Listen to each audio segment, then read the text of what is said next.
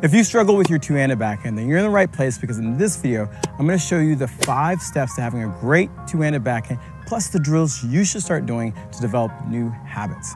And that's the key, really. It's all about having new habits. Quick story. I used to have a two-handed backhand. I switched from a two-handed to a one-handed after I got out of college. If you don't believe me, look at this picture right here. But here's the thing. I developed some poor habits with my two-handed backhand. So what it did is it prevented me from having a consistent and reliable two-handed shot. And I don't want that for you. Because I developed those bad habits, it was a pain in the butt to actually change those things, because I was ingrained, and not only was I ingrained with those things, I was competing. That's the worst time to ever change anything. So, long story short, after I got out of college, I decided to switch to a one-handed backhand.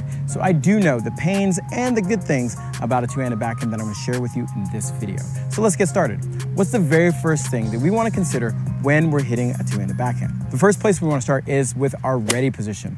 Now, the biggest mistake that I see a lot of players making when they're doing the ready position is they have what I call the couch potato ready position. It's like you're sitting on the couch, you're sitting there watching TV, you're clicking the clicker, and the hands and the arms are too close to the body. They sit here like this, and everything is super tight and close to the body, and they're never able to really use their body, which is something we'll talk about a little bit later. So let's get this right. What do we need to do?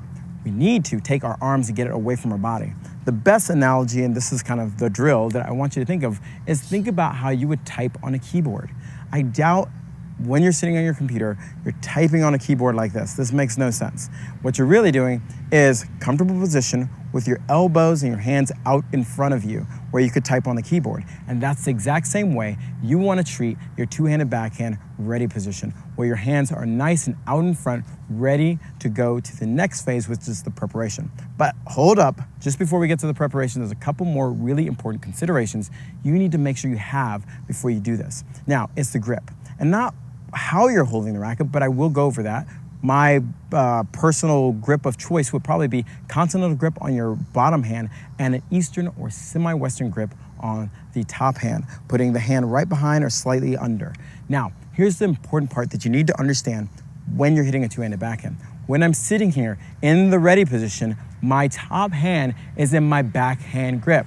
A big mistake I see players making is when they're sitting here, they're sitting in the continental grip. That's such a big mistake. This is the reason why. If you're returning a ball or you have to make a choice, now suddenly you have 3 choices to make. Am I gonna hit a forehand? Am I gonna stay with the continental? Or am I gonna hit a backhand? Whoa, way too many choices, especially when you're trying to hit a return serve. So what we wanna do is be what I call binary. We're on or off, ones or zeros. So what that means is I have my forehand grip on the bottom and I have my backhand grip on the top grip already. So if I'm gonna hit a forehand, all I'm gonna do is let go and push back. But here's the key. If I'm gonna hit a backhand, my bottom hand's gonna relax while the top hand's already in grip. And as I go to the preparation that we're gonna talk about in a second, then I'm switching the grip. So leading to number 2, which is the preparation. In the preparation phase, we wanna use something called the unit turn. And really the reason why the unit turn is so important is because it starts us not only preparing our body to get ready to hit the ball, but it starts to coil our body, which we can use that storing of coiling or stretching our muscles to release later. And so simply, all we wanna do once we know we're hitting a backhand is imagine that you're shaking hands with an old friend. You know, if I hadn't seen you in a while, when we were shaking hands, I'd be like, hey. So, how this would look with the racket is just simply turning and either moving in the direction you're gonna hit, or if you're already there, moving in this fashion, loading your outside leg. Now, the drill, really simply, is, again, acting like you haven't seen an old friend. So if I'm facing this direction and my friend's this way, what's your first move? Hey, this is exactly what I would do to make sure I can go say hi to my friend. Now, 2 things are going on. In this position of going, hey, I'm turning my shoulders and my toes going out to this direction. Now, it's really important to understand because there's 2 different real things going on here. You have when you're going to get the ball and moving out to the ball, I should say, and you have when you're already to the ball. Now, the hey, how's my friend doing? That's a little bit more towards going to get the ball, but it has a lot of elements of hitting the ball. Here's what I mean. If I'm gonna go run to the ball, my very first step is gonna be the hey and the unit turn and getting everything ready. Once I get to the ball, this last step on my outside leg where I'll be saying hi to a friend, I'm gonna probably load it just a little bit, meaning I'm gonna push down. So now if you think about the kinetic chain, you can see how I'm starting to use more parts of my body. And this is another area where a lot of players make mistakes. meaning they just take the racket back just with their arms and they don't use their body, and they can't create any consistent power. Or what they do is they're really tense, really tight, because they're trying to swing everything with their arm, and that's what leads to the inconsistency with your two-handed backhand. So make sure, if you're doing this drill, just sit here and go split and then go out, okay? And if you know you're gonna hit the ball, split, out, and a little bit of load. Notice how it's really simple. I haven't done my full swing. I've just basically turned my shoulders. And another way of thinking about this is I was facing this way and I just turned and I was in a ready position facing this way. That's almost the turn you would make. So turn. Now this leads us to our swing. And what we want to do, kind of coming back with our swing and our unit turn, is a lot of times I think you should try to keep the racket head up. And the reason I think this is because we want to take the use gravity. And what I mean by that is, think about a roller coaster. Have you ever heard me talk about this analogy before? What's the first part of the roller coaster? We get in, we get strapped in, we're all excited, oh, and the tick, tick, tick, tick, tick, tick, you're going up and like, oh, we're so high. And you go over, yeah, you can tell I've been on a lot of roller coasters.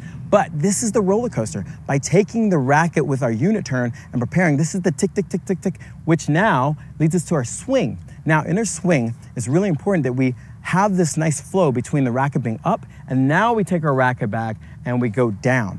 Now, it makes this kind of nice loop. So when we go back and then we take the racket down, the racket is generally below the ball, and this now would lead us into the next phase, which is uncoiling. But we can't go there because there's a couple things we need to talk about. When we're taking the racket back, there's a flow or a rhythm to it. And I think a lot of players get this wrong, and it kind of makes their backhand stiff and rigid. What I mean by this is a lot of players take the racket back and they stop here and they try to drop. So they have this really awkward drop. You can see, like if I take it back here and just drop, it doesn't feel natural, it doesn't flow, it doesn't look as smooth and fluid as the pros. Because when they take it back and the racket goes back, it goes slightly behind them, and I like to say it gets near your calf. Now, an easy drill or analogy I like to use, and you can tell I like a lot of analogies, is like, have you ever stirred a pot? Think about that for a second. Have you ever been in a kitchen and you've been stirring a pot? Now make sure you go the right direction, because this is really important. I know everybody's like this, maybe if you're left-handed or right-handed, but you have to stir the pot with your left hand. So what I mean by that, if there's a bowl, if this was the bowl for say, and I was stirring this way, when I mean stirring, I'm stirring away and coming back around. This is the action that our swing is gonna take. And it's gonna go from, it's gonna just get a little bit weirder, I'm gonna let you know. It's gonna stir and then come down, imagine touching the top of my calf here. So if we take that analogy and incorporate it into your swing, when you do your unit turn, you're gonna stir and take the racket tip down towards your calf. And you can see how this is much smoother, and I'm doing my unit turn to my swing, which is stirring, and bringing it. And that way, I can start building up some momentum and using gravity in a very relaxed fashion, so I don't have to get tense. And if you watch a lot of pros, you'll see the same motion. Whereas they're taking the racket back, sometimes more away from the body, but they have this almost like stirring action, where the racket, I'll do it this way, the racket's kind of doing this action versus this action, okay? So if you see the baseline, again, it's doing this action, going slightly behind the line, coming up and around. And I call that stir to calf. So you're gonna stir, relax the hands, let it drop, and then calf. Now, once you feel really comfortable with this, I want you to stir and then rest the racket on the top of your calf here, okay? So we're gonna stir, rest the racket on the top of the calf here. Stir, rest the racket on the top of the calf. To stir and then rest the racket, we have to relax the hands so they can drop a little bit. Now, depends on what type of ball you're hitting. If you're gonna hit a heavy topspin, you might drop it more. But a lot of times just starting here is a good place. And then if you wanna lift it up a little bit because you wanna drive through it, totally fine. But really get into an action of stir and then calf. And then what we wanna do from here is stir, miss the calf, and then turn the knee, okay? Which now leads us into uncoiling.